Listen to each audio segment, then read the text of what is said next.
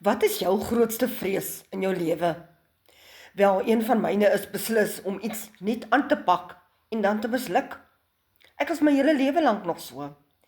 En daarna moet jy vir almal in die oë kyk en sê nee, dit het nie gewerk nie en jy moet die beste verskoning uitdink moontlik. Wel, ek het besef elke mens begin nie uniek nie. Elke mens begin nie as 'n kenner nie. Jy begin stap vir stap. Moenie jou hoofstuk 2 met iemand anders se hoofstuk 20 vergelyk nie. So, met hierdie program het jy daaglikse ondersteuning en leiding. En dis wat so lekker is.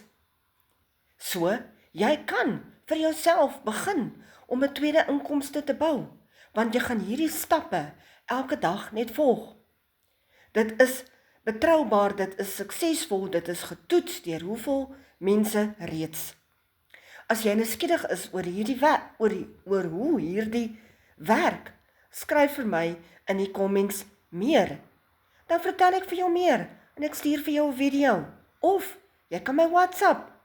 Tot later.